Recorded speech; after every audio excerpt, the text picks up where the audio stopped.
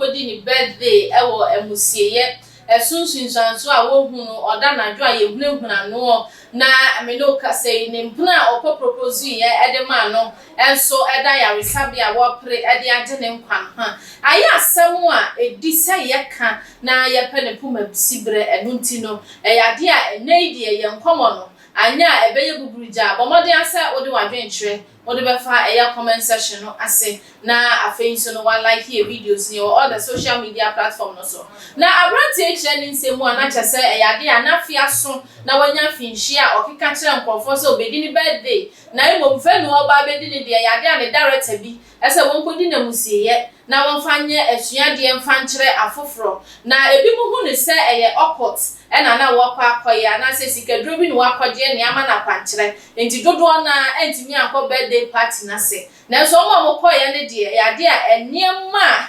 aniti a waje ye no wa wo hwe se ne birthday boy wa hwe videos na ebinti no ane oba na yede eye ambulance abesi ho na oda coffin mu na yede aba cemetery no apie free mu na yetutu ntoma ni fita nso ehye no yede efu adaka eko esie ye sign de befie dia no fama me eye odifuo computer man a owo hope generation asori anno eye papa yi ewo ya homa trofo no eso enunti ene ye ne no etwetwe enkomo na ma mentwa me husima emra ya ba ne ene papa akasa mesanso ema akwa babie mu na ne ye nche ho kra no na ya bakwa homa trofo no so na ye tie papa na ne ono so wo eka de kire ye no odi ni nchemu ede amaye wa ye sunsumu ni pei se ese fata se obi yesa no obi yenso ade ne di na kire osanso yo hina ote akonwa so na ahensam de enso ode no so ede amaye se sane ma no ye ya ebokuro anase emakuro ekoso enti no ene etwemie hello difo odi ya okuro nto na mo te se yesu adom na nso e ya me adom ho ye pa aja film na wo chase ka de yente wo no na wa ya se a wuti wo sen cheme de mo de be se la ma meje ya se yo na odifo aya Kumawood actor bi abomodin akodi birthday e wo Cémetery na ose opese oya ade bi a egbema mabunu na hu se onipa bi a no sisi wa branti ababaawa dance bo se den kura obekọ na tiem nti ne wuye bi a no aye careful wakọ yo odifo yetimi di birthday sa e wo Cémetery man yeye oba fa me da fa ma ki fo a ye ti fo ni ati siatra so siatra ede ma gina ni so na okay bia na me kase ye we ede aye sanitization ede ma ni bota manfu ni sia bi sia de atu shi san so no te we nya obi onim sunsu mu a obe ya de na wi ni so be nya problem okay ede na me kase abusie ye yes emu sie dead bodies where they are kept okay amani ade the true people who say ade na nyanse ti hokra me so ko ye ndu ase a ye ni security bia wo true na samanfo na na bo mo bai emu otu hotu okwaton asem a efom ye adwuma odobo o de da hye ne wuye lugba no teke mu go kwa na kom de no ana wi go kwa wo pray ti ye wo ti die so okwaton asem ho a ti ye adwuma okay na abrante wu du birthday na sankanyansa o mse nyame de afe ba ko akwa famu na ne na nka opesa wo trend ya ke ma brothers ni kan go jina ba video ka kakra na nka wo kasa na nka wo video no mo de sa ho na to nche yeah ne mom utimi soa efuna da ka ma wo kodem wo ho ema wo de screeners ko si ho ade san na so fo ko ho ema o girlfriend na fo ko musim wo ko no bagu ampa abrantianse na oba ya wose de yi oda na susum tata ba so de na chi free say ansa manfo no kura yesi ansa manfo popo to na ati asefo o mo sa ba na be sisu ai o to mba bi na oba yeah ko na ko mu je so ma je no so is wo wi bibia be ye bibia o de o mo nse o be ka mo ho a wetin na mo mo bia na edi wetin na abonyom wetin na mo bi edi ni be de o mo di be ka mo ho ti gra chele de enye nne eno go ni enye siatra so sunsunsuanso no process ema. Okay. Enti sunsunsuanso no ebi ti se ne wa he na betimi aba no so because ono amu no wadi kan ya kasa ya de awoda awona. Sunsunsuanso na mako no so. Okay. First of all, da awona no je se na kra no nsamanfo na so. Okay. Ndi wa mo twe se bra bedi makimi enko. Ye twosum ye na ne sunsunsuanso de ye twosum ye no aye ebere bia no wonam aso hu bedi na chi bebrebe na ma hu no bedi na mo samanfo na pe na kra no o ma pe na kra no on sa fi bia no hia nipa ko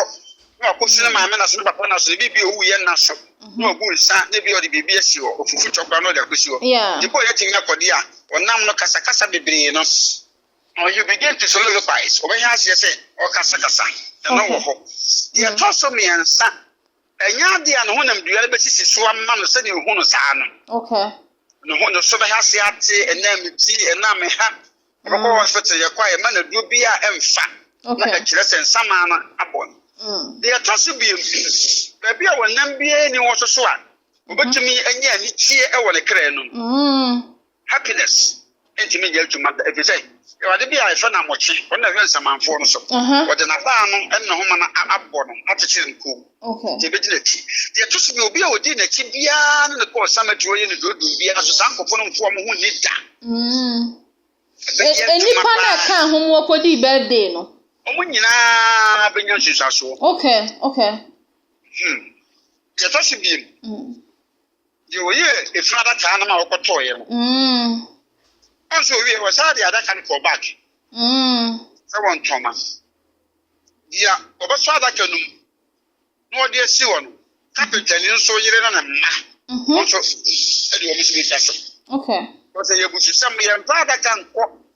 amuse ye ne asa fa mefie dia no go sa ba ndi sa so be e ba capital ni no so na yire ene na ma afe de etoso bi nsusuaso akati ni benya no se wonam o bohunu no ma wonani so bo se nipa egina bebre ni eto nsafere no bohunu nsuo bohunu padom bohunu kraman bohunu we na ekire se ensamanfo no okay ena ye nsa eti eyasam kese na ene ne mafo na aba no suatra no so dodo okay amusem de yekodi birthday o hose bekura me yesofu yi nti me kwotro se me koyesa na de wo mu se eye agifo no se obi ha obi na so obi titi obi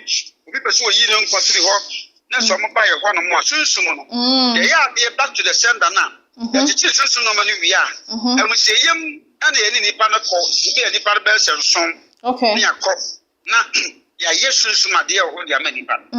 yenko ayenko atiase ye fa ya pin no ai ya ene abeno mo amuni form no ya ni aye se kira de na ya se oni akata so ani ye fu opepe pa within 4 days time nipa na o yo so ni mi ka ba pa uchi se ya so eti ya de a unku wura wo ni tumi bia eje benti na sa wo je nsamanfo no ko kikiri fom okay se de aye no nsamanfo no je so de wo no kikiri fom o ti asi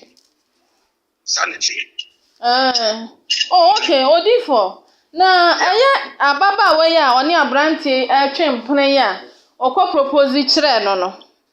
ewo amuseye ho no ono nso me no ka se oda yare sabia opraje ne nkwa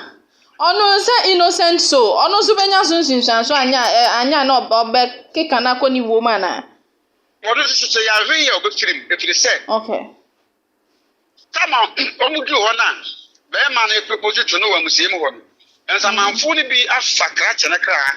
ama ensamanfo ni bi aware kra chene osunsun nti wo mo ne sa wo ba do propose ye no etwepra nti wo mo do mo sa boge nti na mo yare ye nti wono so no na wonya ne easy okay kra chene wo di be ensamanfo ni bi apeke no wo mo nyina do no nti ensamanfo se bi ware the moment ya o propose to get no ho no ensamanfo bi do mo sa boge nti ge na yare ne nya easy wo se pemu anyame amoa wo fi okay guy no a wona koye saa no o ma ware no sunsun nti ne bibia ni wa wona mane o be ma na yita So you want money balance here propose to the and a more helpful. I am choosing to be as was open when you could be. Okay. You won't know your body moment. Why any action? It's also yet just a 2 minute cry. Yes, na odi for ye yisunsun mu nsem firi ho no mo awasan kwaye nana wote eye akonwa so yi sa kwaba ne se mrantie bi anase nipa bi ko eye kuro asieye ekoye niema bi sa ye ma ho kwan sa ma mo kokoye ana Ni okra. Okay. Ansana betini akoye no. Bi ababa be hu machia men. Okay. Ana matran konya ne bi se. E bi amema ame afiri me papa afiri na me hu nipa bi afiri. Ye pese ade flower koto. Okay. E pese ko gusu nsa. Atiame fo ni bi be ma akwai e ni bere bi aka ho akotina ono waye. E bi ono ntem betwe kakra. Na ne twa asa wo ye. Ana enkonkoye ayi bia ye kono tamu a. E firi be se no miensa e ko be se no sia ho no. Okay. Sabene samanfo ne ya no mo atom kakaka because if be se no mo woko no na mo chene friends samanfo no bi adi nkomo. Okay. Yeah, but for na bra was asiso anyi bia no e odi bo no bra bia ba si no so 24/7. Sabe no mo ye adwuma nti no me ye wo hin no. E woni ye makwai. Okay. Amen for so makwai. Nti na se obi ba kwa musie mu kwa kosie ni pa ye je wo snap bia ba ko na me no. Na wo de sikasi so. Ansa ne ba ye dikai Emma Chiamefo no.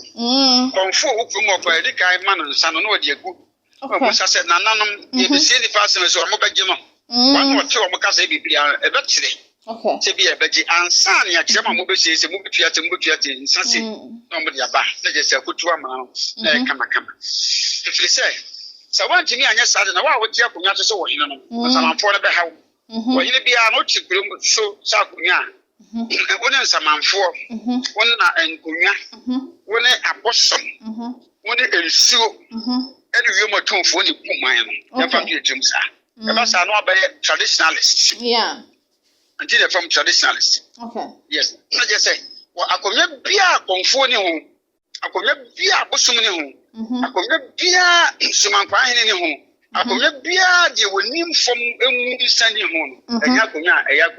na akonya SIeeping. Okay. Itina akoye mu etimenko e de se de ya sa asante me ya asante me so otumfo akonya kase me da ba kan mu be paramount for my hene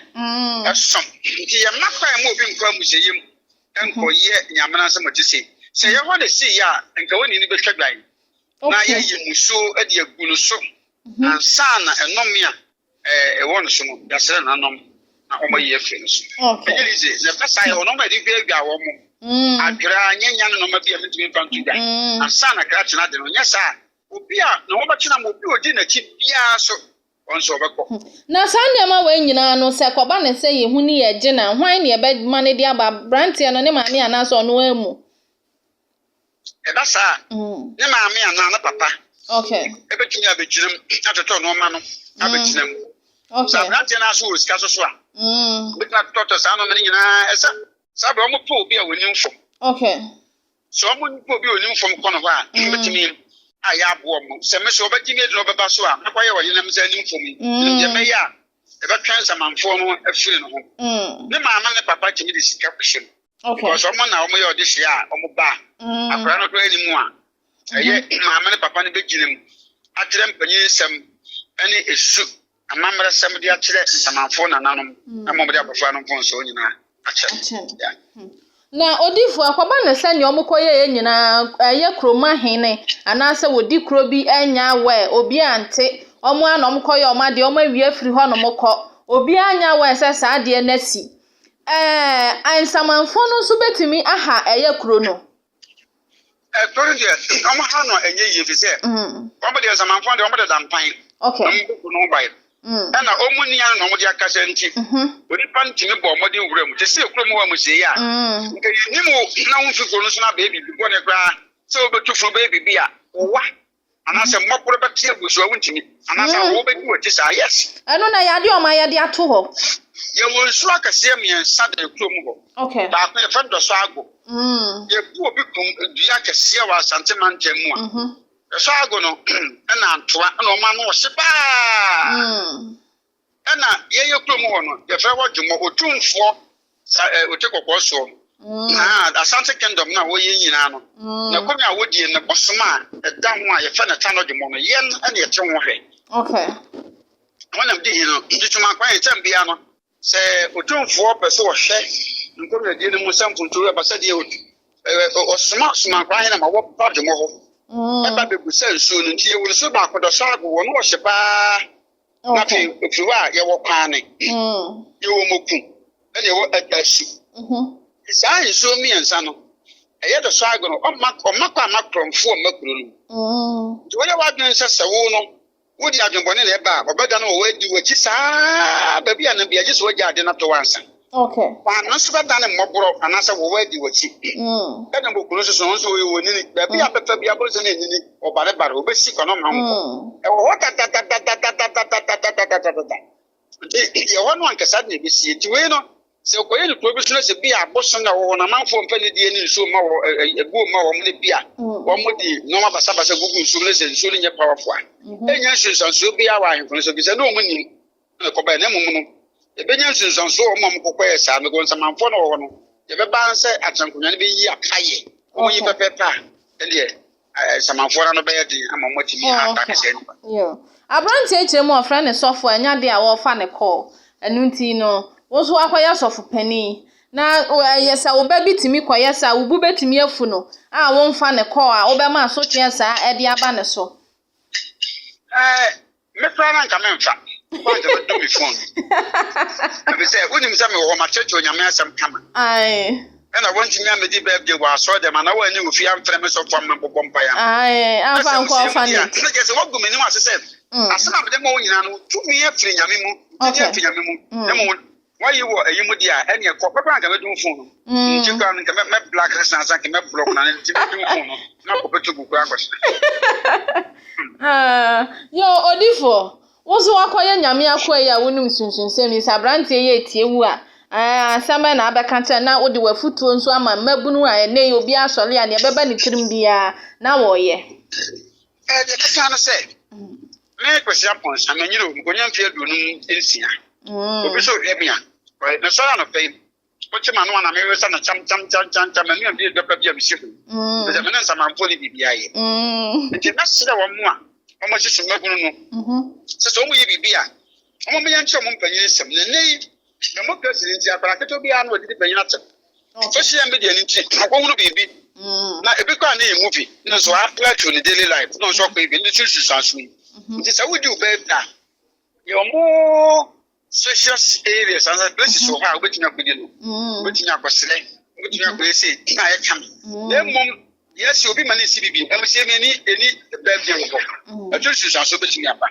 na fe nkoda na eba no nsua hu no se owu wo ho busum wo ho sisu wo ho beyi wo ho yomo tumfu wo ho gozo nyame opo ni wi asakra chopro nsam fish support mo we no wo that na ba asasi so so tro no totri ye ne bi ko wura nso mabuom nsamanfom na sefo be very careful na ye tue bo ase the wi ase abrabo ne de watena ase wonya nyamfie aduanan ya wo pray de say life begins at 40 tinkran ke drop of it